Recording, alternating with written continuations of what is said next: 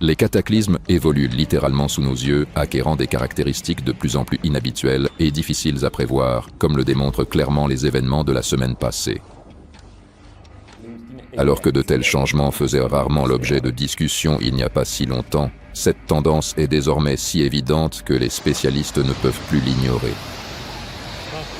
Cependant, même en commentant ce qui se passe, beaucoup d'entre eux contournent ou ignorent complètement le facteur qui contribue de manière significative à la formation de ces anomalies. Quel est ce facteur? Découvrez-le dans la suite de ce reportage. Moyen-Orient. À la fin du mois de mars, les pays du Moyen-Orient se sont retrouvés sous l'emprise de tempêtes extrêmes. Selon les experts, de telles conditions météorologiques sont plus typiques de la tornado allée aux États-Unis et sont totalement inhabituelles pour une région où domine un climat désertique et aride. Le système orageux s'est abattu sur le Qatar à partir du 23 mars, apportant dans la région de fortes pluies, du vent et de la grêle. Dans la ville de Ras Laffan, où se trouve le plus grand complexe mondial de production de gaz naturel liquéfié, il est tombé en seulement 3 jours plus que la norme annuelle de précipitation. Des pluies torrentielles extrêmes ont également touché d'autres régions, provoquant d'importantes inondations dans les quartiers résidentiels et le blocage des principales artères de transport du pays. Pour éliminer les conséquences de la catastrophe naturelle, une opération d'urgence a été lancée, au cours de laquelle, en 68 heures de travail ininterrompu, les services ont pompé plus de 480 000 mètres cubes d'eau de pluie. Le même jour, la tempête a également frappé l'Arabie Saoudite. Des pluies accompagnées de grêle se sont abattues sur la région d'Al-Jaouf, au nord du pays. Le 26 mars, dans plusieurs localités de la région de Tabuk, de fortes pluies accompagnées de grêle ont également été enregistrées, et sur le mont Jabal al-Lawz, la température est descendue en dessous de 0 degrés Celsius et il est tombé de la neige, ce qui est extrêmement inhabituel pour la région à cette période de l'année. Le 25 mars, de violentes tempêtes accompagnées de pluies torrentielles se sont abattues sur le territoire des Émirats arabes unis. Les fortes précipitations ont provoqué le débordement des oueds et des inondations soudaines. La circulation a été gravement perturbée, de nombreuses voitures ont été inondées et les conducteurs ont dû abandonner leurs véhicules directement sur les routes. Les services d'urgence n'avaient pas encore eu le temps d'éliminer les conséquences du phénomène naturel qu'une nouvelle puissante tempête a de nouveau frappé le pays dans la nuit du 27 mars. Les rafales de vent atteignaient 60 km/h, soulevant du sable et réduisant brusquement la visibilité. Par endroits, de fortes chutes de grêle ont été observées. Les pluies intenses étaient accompagnées d'éclairs incessants et de grondements de tonnerre. Selon les habitants, les éclairs illuminèrent le ciel pendant plus de 2 heures d'affilée. Les intempéries ont provoqué des retards de vol et dans les grandes métropoles comme Dubaï, Sharjah et Abu Dhabi, les routes et les passages souterrains ont été inondés. À Oman, de fortes pluies ont été accompagnées d'orages, de grêle et de vents violents. Les lits de rivières asséchées se sont rapidement remplis d'eau, provoquant des inondations soudaines. Les communications ainsi que l'approvisionnement en électricité et en eau ont été perturbés. La province la plus touchée a été le Mouzandam, où les services d'urgence ont reçu plus de 1400 demandes d'intervention pour éliminer les conséquences des intempéries. Par endroits, les routes sont devenues impraticables et les habitants de certaines localités se sont retrouvés bloqués chez eux. Les autorités ont annoncé le passage au télétravail dans la plupart des provinces. 161 centres ont été ouverts à travers le pays pour accueillir les habitants évacués. La catastrophe a coûté la vie à au moins 12 personnes. La tempête s'est abattue sur le Yémen à partir du 27 mars, provoquant des inondations de grande ampleur. Des torrents d'eau et de boue ont inondé des quartiers résidentiels et endommagé des centaines de maisons. Plus de 1000 familles se sont retrouvées sans abri. De nombreuses routes ont été inondées ou obstruées par des pierres. À Aden, la capitale provisoire du pays, la circulation a été paralysée pendant plusieurs heures sur les principales avenues. La situation la plus grave s'est produite dans la province de Taïz, où les inondations ont submergé plusieurs villages. Les coulées de boue ont endommagé la mosquée historique Al-Gharafi, l'un des monuments religieux et culturels les plus importants de la région. De vastes étendues de terres agricoles furent également détruites, et un grand nombre de têtes de bétail périrent. Les opérations de sauvetage se sont déroulées dans des conditions extrêmement difficiles en raison des pluies incessantes et des infrastructures détruites. Certaines zones étaient difficiles d'accès en raison des forts courants et du niveau élevé de l'eau. La catastrophe a coûté la vie à au moins 17 personnes et 5 autres sont toujours portées disparues. Europe. Une vague d'air polaire particulièrement intense qui a frappé toute la France le 26 mars a soudainement ramené les conditions de l'hiver. Des chutes de neige ont été observées à basse altitude dans les Vosges et sur l'île de Corse. De ce fait, de graves difficultés sont apparues sur les routes. Des camions étaient bloqués sur des plaques de verglas. Dans la ville de Ségur, dans le département de l'Aveyron, une file de plusieurs kilomètres s'est formée à cause du verglas, tandis que dans le nord du pays, un camion a percuté la clôture d'une maison en raison d'une forte chute de grêle.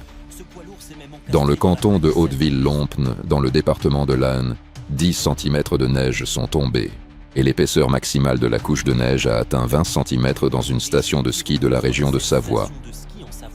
Dans la nuit du 27 mars, le principal impact a touché les vignobles du département d'Indre-et-Loire.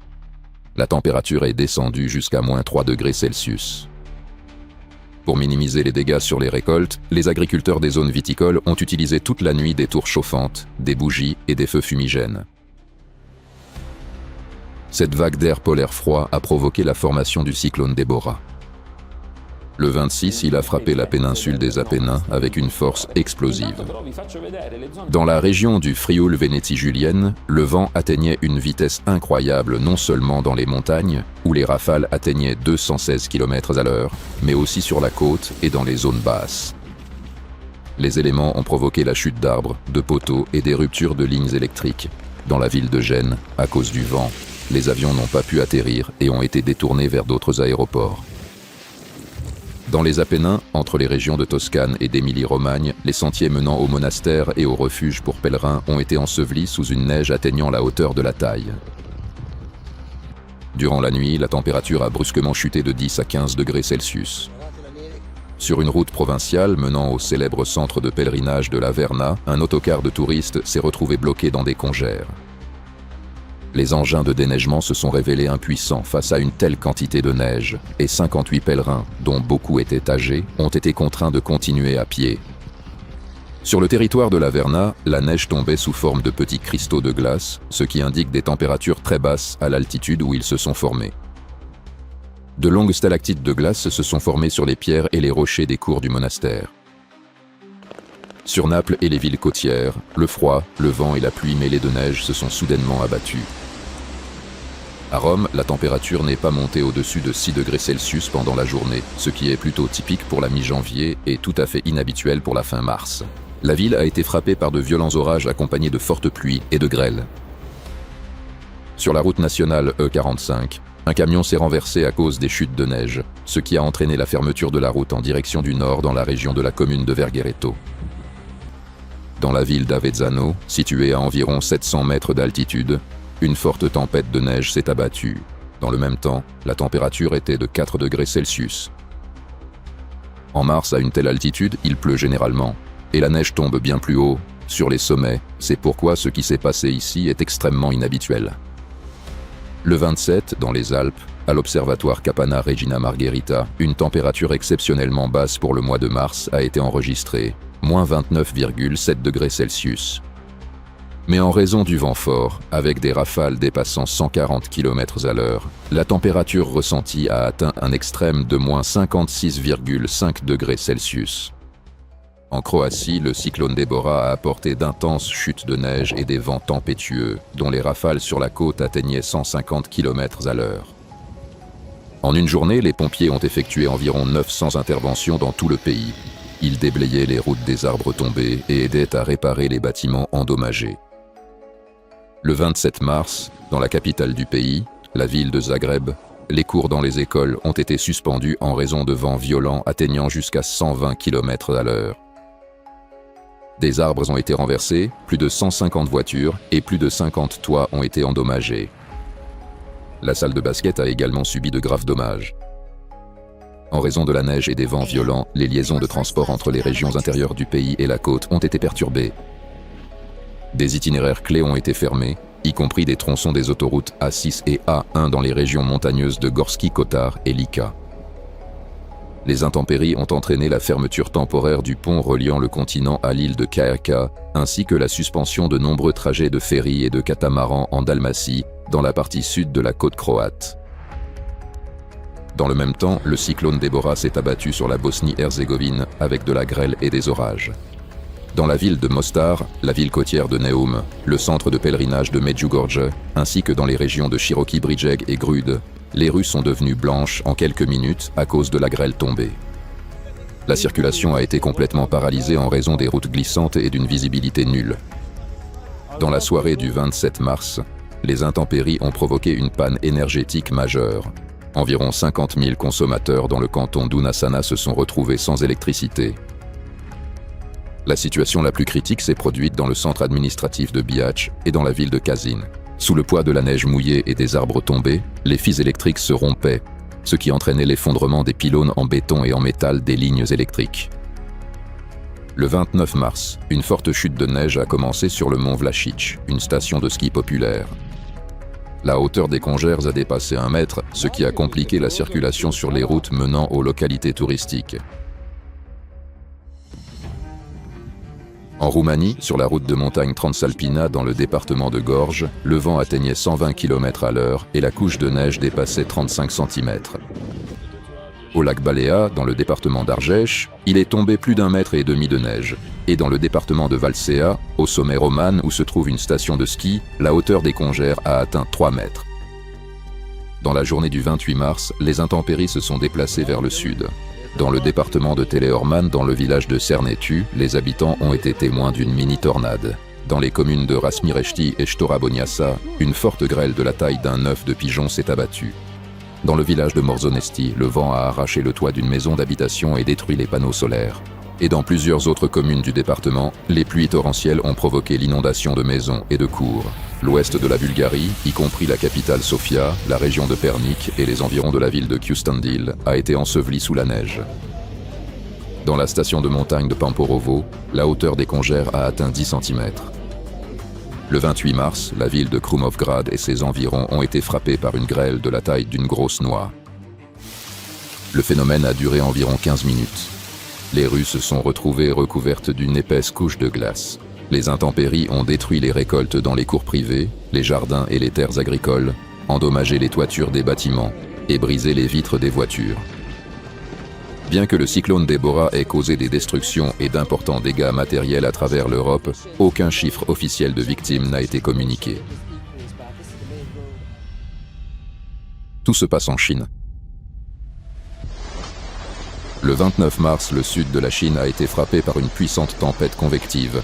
Le delta de la rivière des Perles, densément peuplé, a subi de plein fouet le choc. Dès l'après-midi, des orages et des pluies ont commencé ici, se transformant rapidement en fortes averses.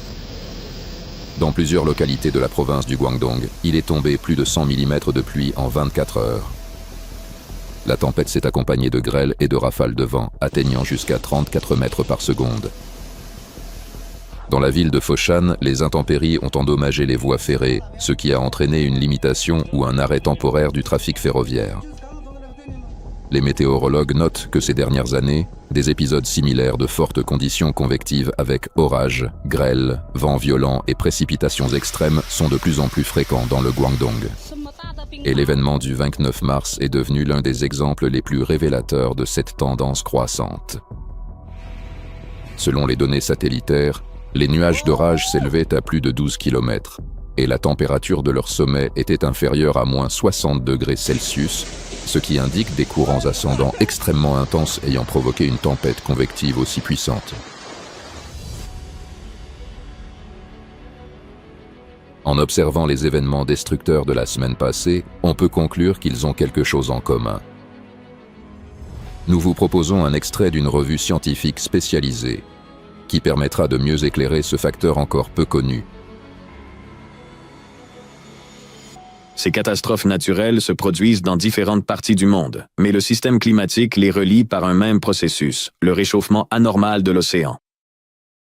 C'est précisément l'océan anormalement réchauffé qui transmet de plus en plus souvent à l'atmosphère un excès d'énergie et d'humidité, à partir desquels se forment ensuite des tempêtes, des pluies torrentielles, des vagues de chaleur et de froid. Cependant, il est important de comprendre que l'océan se réchauffe et interagit avec l'atmosphère dans des conditions qui ne sont pas stériles, et qu'un autre facteur d'origine anthropique est déjà intervenu dans ce système fragile. Les micro- et nanoplastiques, en polluant l'océan et l'atmosphère, interfèrent avec les processus d'échange thermique, d'échange gazeux, de formation des nuages et du cycle de l'eau. Au final, nous sommes confrontés à une crise combinée d'un nouveau type, où la source de chaleur supplémentaire est l'activité géodynamique croissante de la Terre, tandis que les micro- et nanoplastiques bloquent les mécanismes naturels d'évacuation de cette chaleur et perturbent simultanément les processus atmosphériques. L'humanité n'est pas encore prête à faire face à une telle crise. Aujourd'hui, la fenêtre d'opportunité pour agir ne se mesure plus en décennies, mais en années. Et je ne dis pas cela comme une figure de style, mais en me basant sur la rapidité des changements que nous observons déjà. L'accélération du réchauffement des océans, l'augmentation des anomalies météorologiques, le renforcement de l'instabilité sismique et volcanique, ainsi que l'accumulation exponentielle continue de micro- et nanoparticules de plastique dans l'hydrosphère et l'atmosphère. Face à la rapidité des changements dans l'océan, continuer à aborder ces problèmes au rythme d'interminables concertations comporte de graves conséquences. Difficile de justifier 10 ou 20 ans de discussion. Sommes-nous prêts à reconnaître de nouveaux facteurs et comment s'intègrent-ils aux anciens modèles? La nature se moque de savoir à quel point les institutions se sentent à l'aise ou de la stratégie politique de quiconque. La physique des processus suit son cours, indépendamment de nos doutes. C'est vraiment une question à laquelle il faut réfléchir, car la vie mérite qu'on se batte pour elle.